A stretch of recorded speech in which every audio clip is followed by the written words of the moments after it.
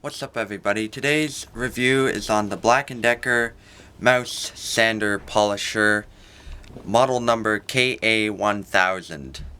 This is a 5-year-old sander, so the model number is probably not KA1000 anymore, but as far as I know, Black & Decker still makes a mouse sander. This sander is a 55 watt sander, so it's not got a lot of juice.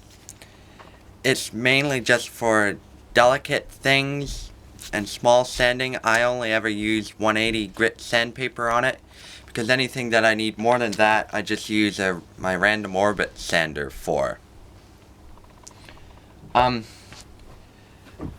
It's better than using a multi-tool for sanding small things, because you can hold it a lot better.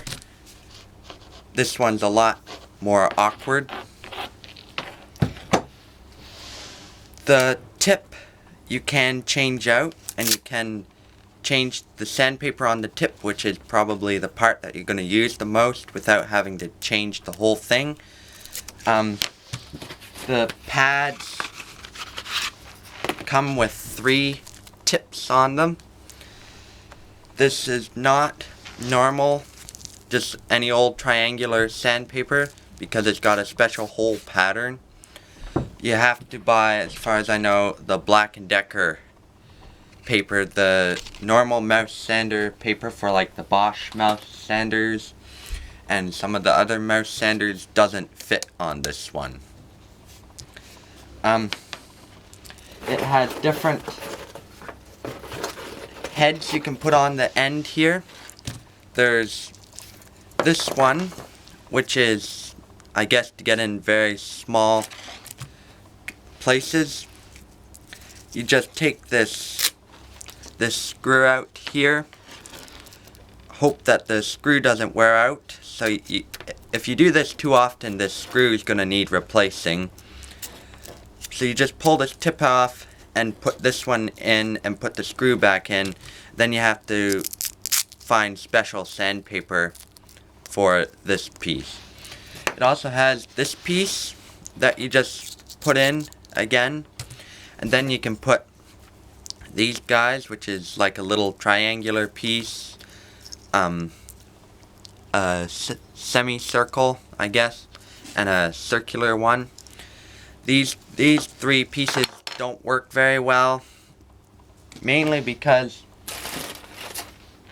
the sandpaper that you use are these little square pieces of sandpaper, and you put them in like that, and the sandpaper is so tough that it doesn't grip the Velcro and it falls off. And also at the point here, it wears a hole in the sandpaper, so you don't have any grip. You're basically just sanding with paper. Maybe on very light sanding applications you could use these, but I don't bother. If I'm doing something that I need something like this, I just grab a piece of sandpaper and do it by hand. The dust extract, there is a dust collector on it. You just open the back up here, and there's a little paper filter and a little container. It isn't the easiest thing to open. As you can see, I busted it the first time I opened it, and it just slides on like that. It fits very nicely in the hand. This summer I made a bunch of menu stands for a tea room, and all the little pieces had to be sanded, and I didn't have my bench sander back then, so I just held this one like this, and sanded everything on it. It works quite well, except that it does vibrate your hand, and it gets hard to hold on to after a while. So I'm now going to do some testing with it. I'm just going to take this watered down paint off this piece of wood. Hold on, I have to get up my power for it.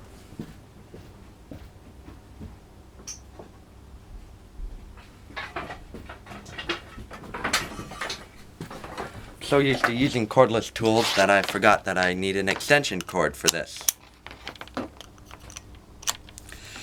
As far as I know, Black & Decker is the only company that really makes mouse sanders like this, other than maybe Festool or Metabo. And I bought this one because it was only 35 bucks for this, a bunch of sandpaper, and the little bag, and all these accessories, which I've maybe used once. But for 35 euros, I've done a lot with this sander. I'm not sure if you can get them for 35 euros anymore. I think they may be like 50 euros or something. But if I ever had to replace this, I probably would look into buying a professional grade one. Although I hardly ever use this, so a Black & Decker works for now. Normally I just use my palm sander for everything, because it does pretty good finishing. Like, obviously you can't get into corners and stuff like this one, but if you're just sanding like a piece of wood, this one works fine. And getting palm sanders are fairly inexpensive too. There's no variable speed on this. It's a single speed, just on, off. The switch is easy to get to, and there's nothing wrong with the switch. It's a nice switch, and the pad's Velcro. So now I'll do some testing with it.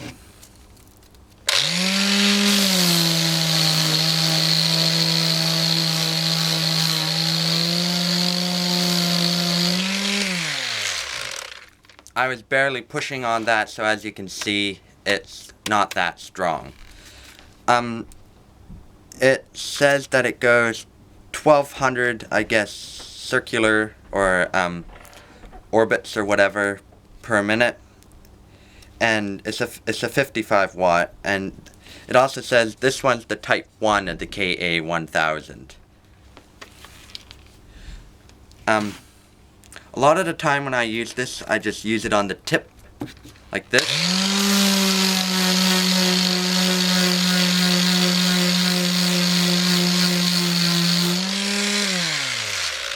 Because it sands a lot faster if you just use the tip than if you got the whole thing, because as you saw, it doesn't have a lot of power on the whole thing like this.